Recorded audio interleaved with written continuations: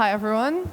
It's my pleasure to introduce our speaker, Wael Al Awar, principal architect and founding partner at Waiwai, a multidisciplinary architecture studio based between Tokyo and Dubai. Wael's work exemplifies the contemporary architecture discourse, blending deep-rooted design principles with forward-thinking, sustainable practices. He created the UAE Pavilion at the 2021 Venice Biennale, which he won the Golden Lion for, which is the Biennale highest recognition. Today, Wael will guide us through the unique design philosophy of Waiwai, focusing on how architecture can evolve to embrace sustainability and reimagine the potential of what we consider waste. So please join me in welcoming Wael. Hi, Wael. Hi, thank you. Okay. Well, today I'll start with explaining the 6 design principles that we use at Waiwai and how we benchmark our design and drive the methodology of thinking forward. I'll do that by explaining projects and how these are applied through certain architectural forms in projects. The first principle is cultural and contextual sensitivities. We operate between, Beirut, Dubai, and Tokyo, and it's very important also to see the climate differences between all these 3 different cities. And, I wonder today how architecture can exist in the same form or the same shape in all these 3 different cities, while in the past, 100 years ago, architecture in each city was very unique to the identity, the culture, and the climate of each of these cities. I'll start by explaining the Mosque of Reflection that we designed in Dubai. And we started by investigating the different mosque typologies. There are 4 predominant typologies of mosques: the Arab hypostyle, and then the Persian 4-Liwan type, the Indian 3-dome typology, and finally the Turkish central dome typology. What we wanted to do was really return to the Arab hypostyle typology, because today the mosques that you see built are not true to a singular typology or identity, but have a mixture of different identities that are blended together to create weird forms. But what's important is that the Arab hypostyle typology was really, the mosque was a community center. Yeah. It was open to the people, etc. You can see here the riwaq is open to the city. There's no boundary wall. People can walk through and in. And the garden and the space around the mosque is used by the community that's around the mosque itself. And as I was telling you earlier, the imam calls me sometimes screaming that there are kids riding their bicycles in the riwaq of the mosque, and and he's blaming me as an architect for allowing that to happen. And then I answer by saying, please take pictures and send them to me. Yeah. That must be wonderful. So here, you can see how we think about projects in different contexts. Here I moved to the context of Uzbekistan, and this is a photo of the Ark of Bukhara, which is the citadel in Bukhara that housed the emir. And Bukhara, is a very ancient city, and it was the capital of the Islamic Empire in the 15th century. And today, it's a UNESCO World Heritage Site, and we're working within the center of Bukhara to try to reconnect or revitalize the city. What happened, because it was a city on the Silk Trade route, and with a change of trading type, so moving to the sea or by airplane, the city really got disconnected, but it's extremely rich in craft. They do excellent pottery work, carpet making, woodwork, etc.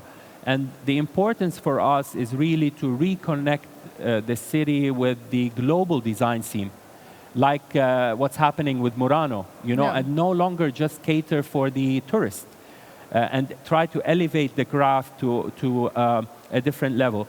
So here we're working at the center, 35,000 square meter area, And we have 16 buildings, I would say, in that district. So we're calling it the cultural district of Bukhara. We're revitalizing these buildings by introducing new programs for the local community of Bukhara, so that they have a space to operate in, as well as practice their craft, like artist studios, etc., that are not limited to their own environments, but allows for cross-disciplinary interaction. And I think that is very important. And we will host there in 2025, September next year, a biennale of contemporary art. And I think that's interesting because it will also relink the city with a global audience.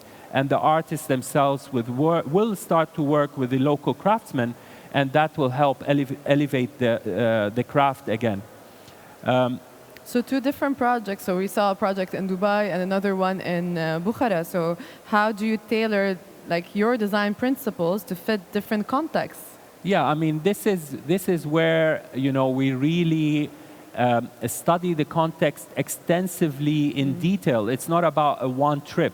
I've been working in Central Asia for more than 20 years. Wow. So I started my career with Arata Isozaki in Japan, and we were doing 3 universities in Central Asia for the Aga Khan. So I was 23 or 24 years old, working in Central Asia, Kyrgyzstan, Tajikistan, and Kazakhstan, and here I am again now, in Uzbekistan. 25 years later, working in Uzbekistan. So I'm very familiar with the context, the climate, the culture, etc. So I feel, not as a foreigner, but really as a mediator and not as an architect. Because as I told you, in these kind of UNESCO World Heritage sites, it's important that we don't bring our egos to the projects and let the project itself speak of its own true nature.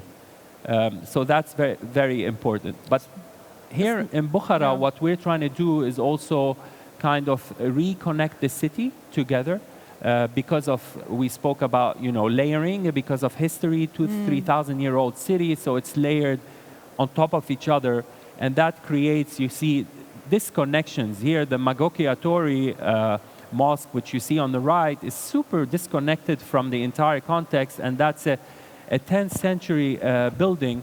So by working, just with the public realm, we're able to start removing these boundaries and reconnecting the urban fabric together, allowing the space to become re-pedestrianized.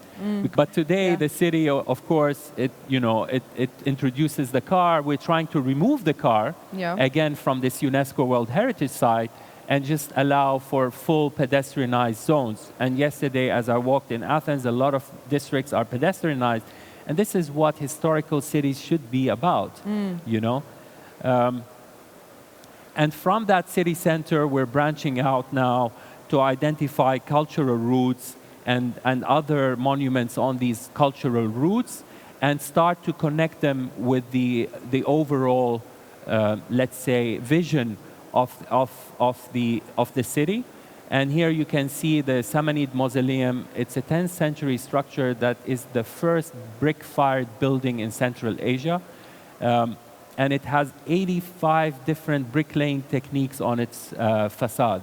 So how do you bring these monuments into cultural trails where, they become part of the journey through the city and you can experience them without having to renovate, restore, or work much on the building itself, but work on the infrastructure that connects all these monuments together and leave the monuments as structures by their own rights, right? With so much history and culture in these city centers, how can you integrate newer structures, I would say? Yeah, I mean, this, again, takes me to maybe the third structure that we're integrating into the project. That's a modernist structure that was built much later. And that's built by a Russian engineer called Shukhov. Actually, he's the inventor of the double helix structure that is super famous today. And it was a water tower, and then with time, they didn't need a water tower anymore, so they turned it into a wedding venue. an elevated wedding Interesting venue. choice of function, yeah. So now we're taking back this kind of commercial program and giving it back to culture and recreating the tower or the water monument using glass bricks.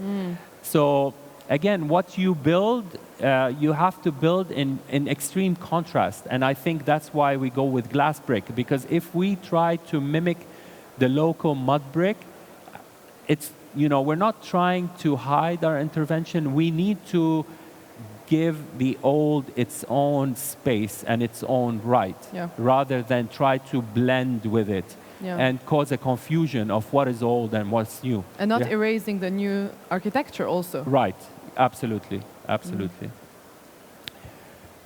Moving from here, I'll talk about the second phenomena that's the interest. It's the interest in phenomena, which is natural light, wind, time, gravity, etc. So we have a lot of interest in that, and that takes me to the Jameel Art Center, which we did in Dubai. And here I want to refer to the pearlescent facade panels that we specifically created for this project. And these facade panels reflect the movement of light from the sun, and this can only exist in Dubai or a context similar to Dubai, because there it's 80% sunny, while putting this in Singapore would not work. It's 80% cloudy. So these panels really are in a constant dialogue with nature and a reflection of the sun and the movement of the sun. And you can see here also the high side lights that are north facing and bring into the exhibition spaces diffuse natural light, enhancing the exhibitions and not causing any distraction to the quality of space. The third principle is really the synthesis between architecture and landscape. We don't see them as two different disciplines. No boundaries. No boundaries at all. So to me, I'm a designer of space, and space consists of architecture and landscape cohesively together. And this is a famous painting by Bruegel, and it's titled Play of Kids. And you can see here the landscape or the outdoor space, the public realm, is the architecture or the space for the kids to play. Or a market in Riyadh, in Saudi Arabia, where you see the activity really part of the public realm and the external space, where landscape is as strong or is as powerful as architecture itself. For the Hay Jameel project then in Jeddah, we designed the whole facility around a single courtyard that's not only limited to one floor, but we see it as a tiered courtyard that goes to the second and third levels, allowing for interdisciplinary interaction together. And that was very important. And you can see here, when there was a performance of an opera, people standing on all the different levels watching that, it becomes like an agora. So the building really, the outdoor space is a room also, is an urban room that's used equally as the interior spaces of the project itself. Similarly, we go into a very different type of project. Those were very cultural. This is a villa, a house for a person. And here, we see inhabitation of space is really occupying a landscape more than occupying a clearly defined home. Because we want to live in landscapes, obviously, and that's more pleasant for us than living in modern rooms, modern closed rooms. So we worked here with structure, and the beams you see are so deep, not because of aesthetics, but they carry the slabs that are free floating with 6.5-meter cantilever in all directions. And that allows for the opening of the house to the landscape. So the landscape completely comes inside. And there's no clear boundary, am I inside, am I outside? It just becomes this unique space that occupies the site. And this is a drone shot. Yeah, and this is what architecture is actually about. We're understanding, again, bringing back these ideas always existed, but we're bringing back these ideas that it's a whole. It's not the landscape on its own. It's not the building on its own. The envelope. It's not the interior on its own. It's a whole space experience, right? Right, right. We design experiences, and that's 100%. what and experiences that connect to our senses. So architecture is about connecting to your senses, and if it doesn't, then to me, it's not architecture. It's a commercial development or whatever. It's not about really producing designed architecture. Then I go to the folly, which is architecture beyond functionality and program, and that again is about experience, because the modern world had to rationalize architecture, and and define spaces very clearly. This is your bedroom. This is your living room. This is your kitchen. While in the past we occupied space. I mean, it could be your bedroom and your living room. There was no clear definition. So for the Beirut Museum of Art, where they came with a very clear brief, with exhibition rooms that are enclosed and air conditioned and all of that. And Lebanon is defined by the cedar trees and the trees, and just like Mediterranean context. And so we thought, why not design these terraces that are controlled through ETFE membranes under which art could be exhibited, and not through your standard exhibition white box typology. I mean, this was a competition we didn't win. I'm glad we didn't win, because unfortunate circumstances in Lebanon, this building would have popped like a balloon, I would say, starting with the Beirut explosion. But it's, again, designing architecture with a new vision or a new typology beyond the stereotypes of a white box versus, a clear function of this is your kitchen. But, I like cooking a lot, and you want to cook, you want interaction, you want to cook, you want to talk, you want to watch TV. So you want the house to be rather designed seamlessly with the landscape too. And you want to cook outside. Why do you want to cook inside? And then the diagram of form, rather a diagram of relations rather than diagram of form, and that's important. Where some architects design a sketch based on a form, we don't. We do relations. So I want this to be connected with that, and that leads to the form. It's not starting with the form, but starting with relations. And here in Heidi 3, we built this project from 83 recycled 40-foot high cube containers. And that, I think, leads into the second part, which is the future vernacular, where we're really interested in recycling industrial waste products.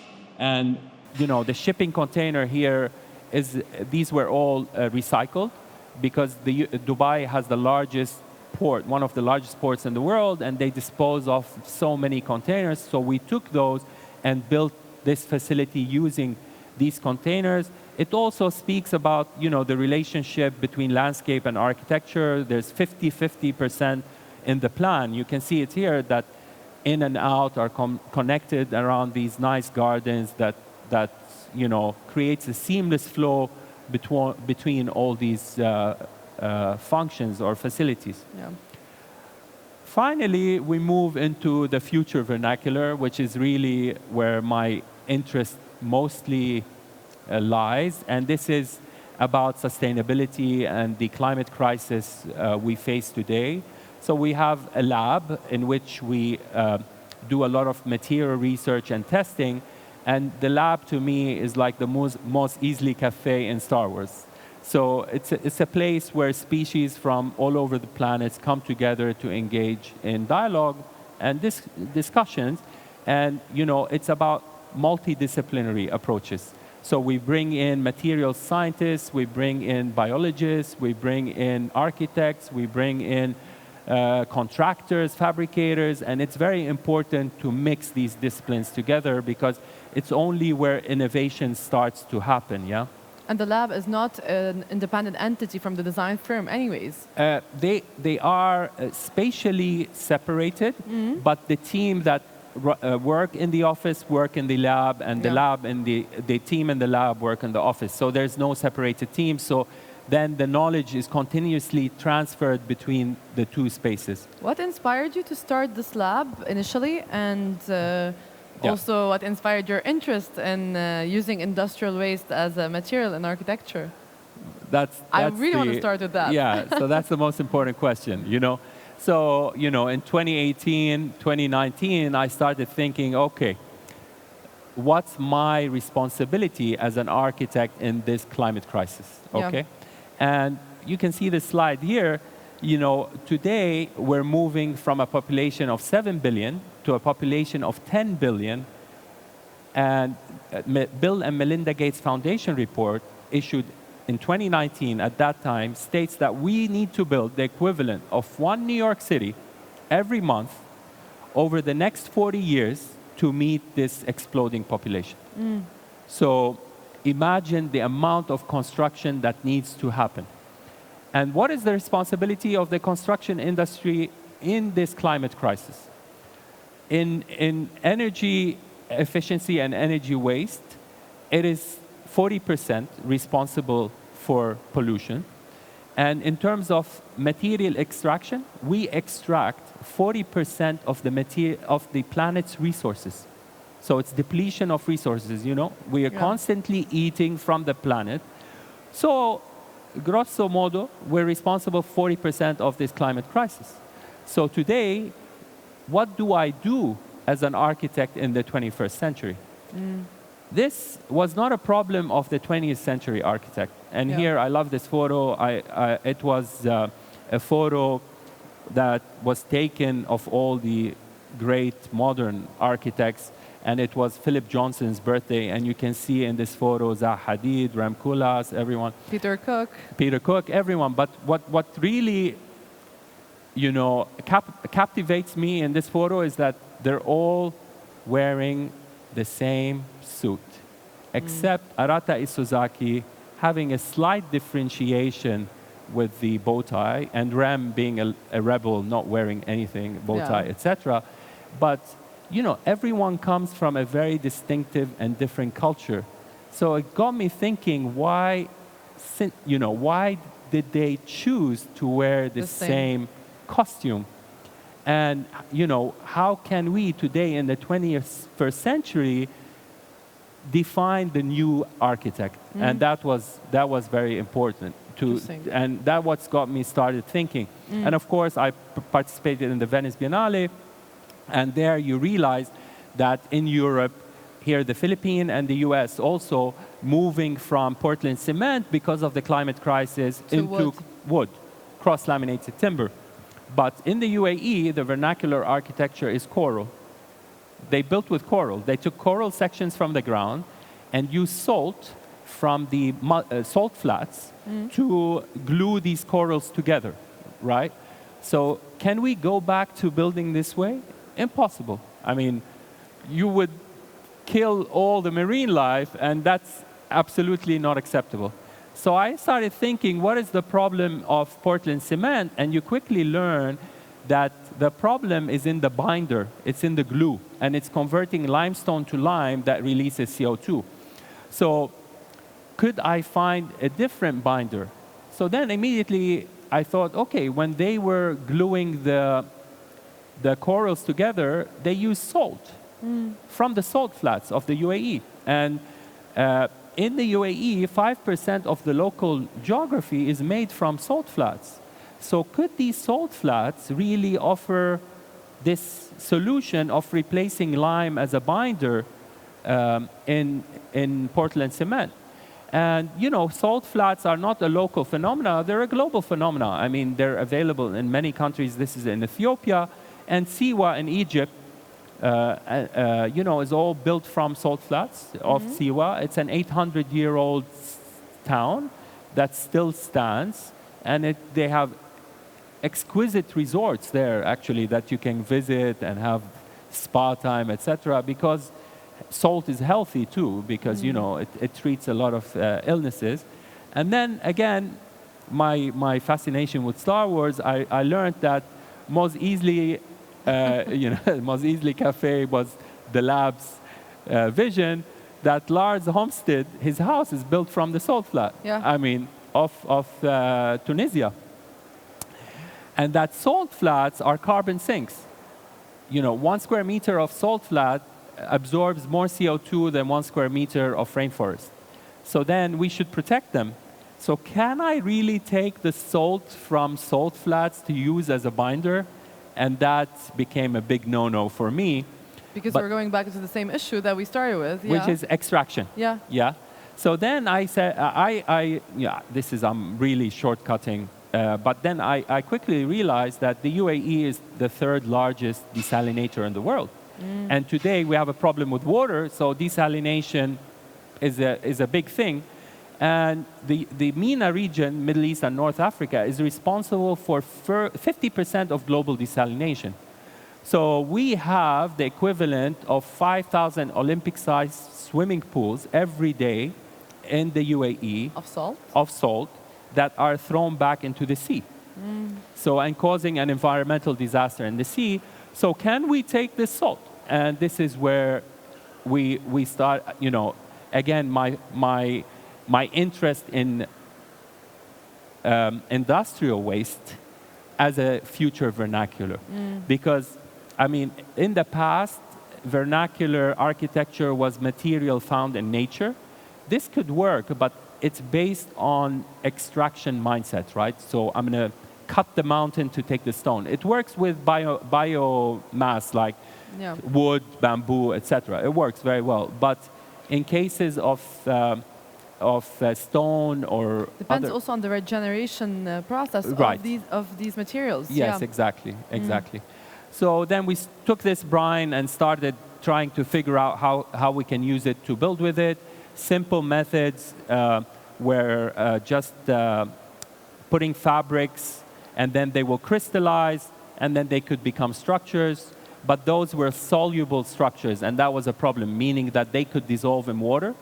And then we partnered up with a material research lab at NYU Abu Dhabi, and they helped us figure out that actually we can use magnesium oxide as a salt binder instead of lime to create cement that's insoluble. And then we created these cements that don't dissolve in water. And the beauty of that cement is that it has to absorb CO2 in order to gain its structural strength. And it absorbs CO2 through purely putting it next to any factory, diverting the emissions to the room where you put it for 2-3 days. And you can see here, I'll show a video where it's in the contractor's factory where one block is carbonated, one block is not carbonated. And you see the block that's not carbonated stays intact. The block that's non-carbonated shatters completely. Does it get saturated at some point in CO2? No, it continues to absorb even. So you keep it for 3 days, you remove it, but then it continues to absorb CO2 throughout its lifetime. So it's a carbon capturing material. And then for Venice, I mean, we wanted to build something that's the antithesis of modern architecture. So we thought, okay, why not ask students to imagine corals, draw the forms by hand, and then, you know, we have these modules that we can build with. So then the whole building process is not drawings, it's a manual of instructions. And that again, removes the architect or our understanding of what is an architect, what role does an architect do, and gives power back to the builder. So it's building through conversations that you can... But it's also the scientist in this case. Right. 100%. Yeah. Okay, and this is your project at Venice, at the Venice Biennale. So can you tell us a bit more about it, and also about the prototype that... it was a prototype, yes, right? It was prototype 1, we called it. And so this is built from 2,000 modules that are all hand-drawn. Each one looks very different from the other. And we used, because you see, when you ask people to build on the spot without a drawing, means you need to also calculate structure, and it's a public project. So the Biennale needs a structural analysis and confirmation that this is not going to fall on people. So then we partnered with Tokyo University to create a digital structural model as we build to verify the stability. This was something very new to the Biennale. And it was a challenging process, but it was a very fun process. And you can see here that we reprogrammed devices from the gaming industry. Yeah. And the wrist device that you see them wearing in their hand means that they are within the structural model, or the model that's being projected as a hologram. I mean, it's a very complicated process, but it was the golden lion for it. it was a unique process. And you can see here that we are randomly choosing the modules as we build.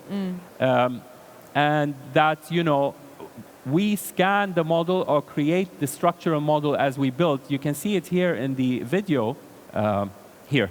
You see they're scanning each module, and that module uploads onto the software. And Tokyo University is monitoring that live as we build. And then when they see a structural problem anywhere, they will stop us.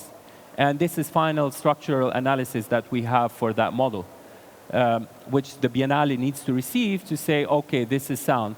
And what's funny is that during the construction, the president of the Biennale will come in, shake it with his hand, and say, okay, that's good. It's stable enough for us. It's stable enough. But it shows you how innovation can help you. Yeah. Today we talk, AI and this and that, but no, innovation can be a tool where it helps you rethink your process. And it's not a negative way of always thinking about these digital things. They can be your ally if you use them in the right way. And that's, I think, something that's very important to think about before criticizing innovation, I think. But in this case, how scalable is this, like in terms of materials and in terms of technique, the techniques that you are experimenting with? I mean, now this actually, the MGO Cement Prototype 1, we're working with a company called Partana. They're based out of the US and the Bahamas, where we are scaling this to produce an artwork in Saudi Arabia for Manal al-Doayan on a massive scale using the same brine material in construction. But again, it's being done as an artwork because there's so many parameters you need to prove for it to become a material that's allowed to be used in the construction of buildings or homes or things like that, So these are the first steps into maybe experimenting with this type of material. Right. And I think it starts people building trust and understanding of these new ideas and innovations. And this moves me to the second prototype now that we just completed last month in Abu Dhabi.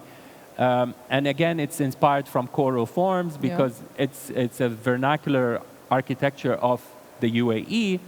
But here we wanted to show that our interest really is in industrial waste and not brine, because everyone thought, oh, you're the brine guy, and I was like, no, I was talking about industrial waste, and prototype 1 was about brine. So prototype 2 is about recycling of HDPE. So these are infrastructure water pipes that run in the city. So we took those and recycled them with palm fiber, mixing them with palm fiber to create a module. And it's an X-shaped module. Now all the modules, 2,000, are identical in this case. But yet the structure is designed, again, using innovation. We use softwares that are used to design airplane wings in order to calculate the complexity of such a structural form. And that's a permanent installation now, right? This is going to be a permanent pavilion in Abu Dhabi on the Corniche. Wael, what are the main barriers to mainstream acceptance of industrial waste and architecture, in your opinion? I mean, the problem is that we as individuals look at waste as something, as my children would say, yucky, you know? And that, oh, how can I live in that? How can I, use a plate that's from waste? That's not good. But I can tell you that we're recycling plastic at the lab that is hypoallergenic. So we're able to create panels that are from 100% trash that meet the standards of hospital rooms. So, you get rid of all these kind of bacteria or whatever, these stigma that you have to waste completely. Again, using technologies that we have today, this becomes very easy. And I think it's more about our acceptance that waste, it doesn't mean trash. Redefining what waste actually is in that sense. Exactly. And it's something that we need to take back into the system if we are going to think in circular modes, right? Because I think modernism is about the linear. It's about consume, extract, and once you use it, you trash it. That's how the economy grows, right? It's about that. And this one is saying, no, let's look at the circular system where we reuse, recycle, upcycle, whatever. Through innovation and with these techniques and with working with different, let's say, researchers, teams, manufacturers to actually create a new product out of waste, right? Right. So the prototype one, you see, we worked with the university in Abu Dhabi, which is New York University of Abu Dhabi. We also worked with Tokyo University in Japan. So we're cross-cultural too. We're trying to engage cross-cultural. In this prototype, we worked with a fabricator in Taiwan. That's called MiniWiz, and they were able to give us all the technology and all the molds, etc., to be able to produce these modules and then bring that innovation and create a local platform. So next step, we're able to produce these locally. Because again, either you think, if you want to be an idealist, I believe you do nothing, because you're always, too concerned with what the outcome will be and if it's okay. But you need to be pragmatic about things, you know? And maybe I can't produce it today, but if I can produce it next year, that's a plus. So why not take the win in that way? So we talked a lot about the sustainability aspect of this future vernacular, but I really want to ask you also about what it means for architectural identity. Yeah, exactly. I mean, that's very, very important as a question. And I think, we're in a crisis today of trying to define who we are because we all started looking the same. Of course, I mean, we've lost to modernism in our dress, in our food. No, food, I would say we still hold our cuisines dear to heart. But in architecture, we've lost. I mean, our cities look exactly the same. I go to Tokyo, you go to Sydney, you go to Singapore, you go to Dubai, exactly the same. Yeah. There's no differences. Steel, glass, concrete. So then identity becomes a problem because then, how do we define identity? We think, in Dubai, what they do is put an arabesque pattern on the glass as a sticker, and they think, this becomes local. That's not identity. We know that's not identity.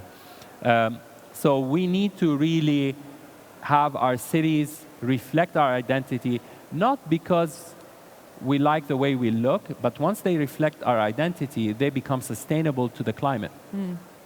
Because, when you build something that is from your context to for your context, then it's going to work sustainably with your context, right? So if you look at the vernacular architecture of Greece or Italy or Lebanon, these houses, pre-MEP, pre-air conditioning, pre-whatever, worked in their context, yeah. They worked. So they can work. It's just we need to go back and redefine the system. And this system is about internationalism. We need to get rid of that system, right? And that system is the fault of the 20th century. On that note, before finishing up, let's open the floor for questions and see if someone wants to ask anything and wants to engage with Wael. Anyone has a question? Anything? I'll let you think about it, and I'll ask you one last one. Well, I really want to see also, I want to ask you about your upcoming projects. What are the ones that you are most excited about in terms of not just in terms of applying these principles and materials, but also in terms of your philosophy, the six philosophy principles. What we're doing now, and it's a great project that I'm very